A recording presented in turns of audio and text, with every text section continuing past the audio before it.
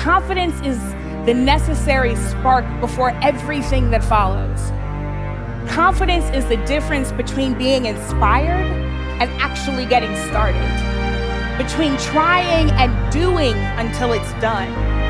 Confidence helps us keep going even when we failed. Without confidence, we get stuck. And when we get stuck, we can't even get started. Instead of getting mired in what could get in our way, confidence invites us to perform with certainty. We all operate a little differently when we're sure we can win versus if we just hope we will. This can be a helpful check.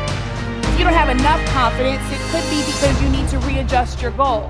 If you have too much confidence, it could be because you're not rooted in something real.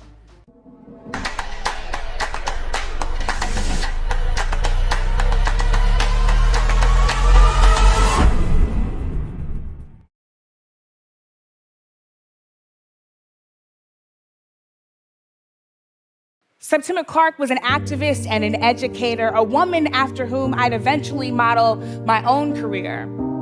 But more than all the words she ever spoke, that single portrait of Septima Clark, it defined confidence for me before I ever even knew the word. It may sound simple, but confidence is something that we underestimate the importance of. We treat it like a nice to have instead of a must have. We place value on knowledge and resources above what we deem to be the soft skill of confidence. But by most measures, we have more knowledge and more resources now than at any other point in history, and still, injustice abounds and challenges persist. If knowledge and resources were all that we needed, we wouldn't still be here. And I believe that confidence is one of the main things missing from the equation. I'm completely obsessed with confidence. It's been the most important journey of my life, a journey that, to be honest, I'm still on. Confidence is the necessary spark before everything that follows. Confidence is the difference between being inspired and actually getting started, between trying and doing until it's done. Confidence helps us keep going even when we failed. The name of the book on that coffee table was I Dream a World. And today, I dream a world where revolutionary confidence helps bring about our most ambitious dreams into reality. That's exactly the kind of world that I wanted to create in my classroom when I was a teacher. Like a Willy Wonka world of pure imagination, but make it scholarly. All of my students were Black or brown. All of them were growing up in a low-income circumstance. Some of them were immigrants, some of them were disabled, but all of them were the very last people this world invites to be confident. That's why it was so important that my classroom be a place where my students could build the muscle of confidence, where they could learn to face each day with the confidence you need to redesign the world in the image of your own dreams. After all, what are academic skills without the confidence to use those skills to go out and change the world? Now is when I should tell you about two of my students, Jamal and Regina. Now, I've changed their names, but their stories remain the same. Jamal was brilliant, but unfocused. He would squirm in his chair during independent work, and he would never stay still for more than 3 or 4 minutes. Students like Jamal can perplex brand new teachers because they're not quite sure how to support young people like him. I took a direct approach. I negotiated with Jamal. If he could give me focused work, then he could do it from anywhere in the classroom, from our classroom rug, from behind my desk, from inside his classroom locker, which turned out to be his favorite place. Jamal's least favorite subject was writing, and he never wanted to read what he had written out loud in class. But we were still making progress. One day I decided to host a mock 2008 presidential election in my classroom. My third graders had to research and write a stump speech for their chosen candidate, Barack Obama, Hillary Clinton, or John McCain. The heavy favorites were obvious, but one student chose John McCain. It was Jamal. Jamal finally decided to read something that he had written out loud in class. And sure enough, Jamal stunned all of us with his brilliance. Just like Jamal's dad, John McCain was a veteran. And just like Jamal's dad protected him, Jamal believed that John McCain would protect the entire country. He wasn't my candidate of choice, but it didn't matter because the entire class erupted into applause.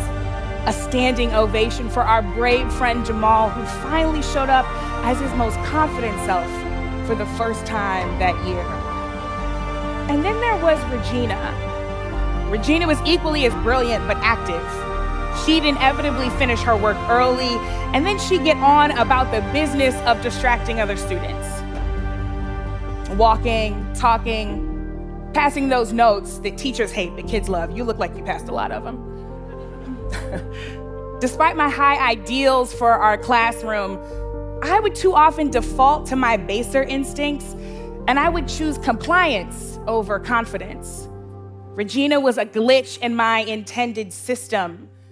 A good teacher can correct misbehavior, but still remain a student's champion. But on one day in particular, I just plain old chose control. I snapped. And my approach didn't communicate to Regina that she was being a distraction. My approach communicated to Regina that she herself was a distraction. I watched the light go out from her eyes, and that light sparked joy in our classroom. I had just extinguished it. The entire class became irritable, and we didn't recover for the rest of the day. I think about that day often, and I have literally prayed that I did not do irreparable harm, because as a woman who used to be a little girl just like Regina, I know that I could have started the process of killing her confidence forever. A lack of confidence pulls us down from the bottom and weighs us down from the top, crushing us between a flurry of can'ts, won'ts, and impossibles. Without confidence, we get stuck. And when we get stuck, we can't even get started. Instead of getting mired in what can get in our way, confidence invites us to perform with certainty. We all operate a little differently when we're sure we can win versus if we just hope we will. Now, this can be a helpful check. If you don't have enough confidence, it could be because you need to readjust your goal. If you have too much confidence, it could be because you're not rooted in something real. Not everyone lacks confidence. We make it easier in this society for some people to gain confidence because they fit our preferred archetype of leadership. We reward confidence in some people and we punish confidence in others. And all the while, far too many people are walking around every single day without it. For some of us, confidence is a revolutionary choice. And it would be our greatest shame to see our best ideas go unrealized and our brightest dreams go unreached, all because we lacked the engine of confidence. That's not a risk I'm willing to take. So how do we crack the code on confidence? In my estimation, it takes at least three things: permission, community, and curiosity. Permission births confidence, community nurtures it, and curiosity affirms it. In education, we've got a saying that you can't be what you can't see. When I was a little girl, I couldn't show confidence until someone showed me. My family used to do everything together, including the mundane things like buying a new car. And every time we did this, I'd watch my parents put on the exact same performance. We'd enter the dealership, and my dad would sit while my mom shopped. When my mom found a car that she liked, they'd go in and meet with the dealer. And inevitably, every time the dealer would turn his attention and his body to my dad, assuming that he controlled the purse strings and therefore this negotiation. "Reverend Pac-Man," they'd say, "how do we get you into this car today?" My dad would inevitably respond the same way. He'd slowly and silently gesture toward my mother and then put his hands right back in his lap. It might have been the complete shock of negotiating finances with a Black woman in the 80s, but whatever it was, I'd watch my mother work these car dealers over until they were basically giving the car away for free. She would never crack a smile. She would never be afraid to walk away. I know my mom just thought she was getting a good deal on a minivan, but what she was actually doing was giving me permission to defy expectations and to show up confidently in my skill no matter who doubts me. Confidence needs permission to exist, and community is the safest place to try confidence on. Early in my career, I led a large-scale event that did not go exactly as planned. I'm lying to you, it was terrible.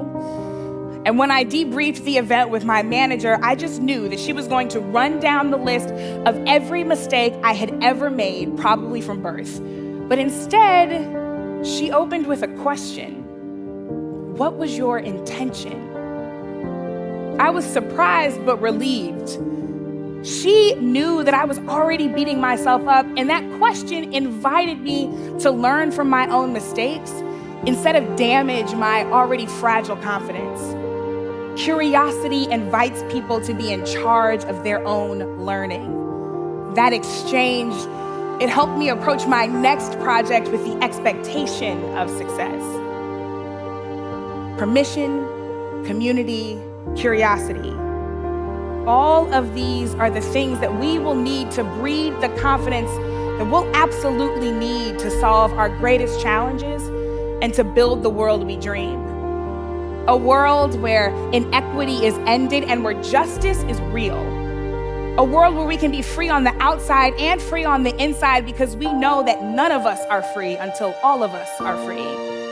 A world that isn't intimidated by confidence when it shows up as a woman or in Black skin or in anything other than our preferred archetypes of leadership. A world that knows that that kind of confidence is exactly the key we need to unlock the future that we want. I have enough confidence to believe that that world will indeed come to pass and that we are the ones to make it so.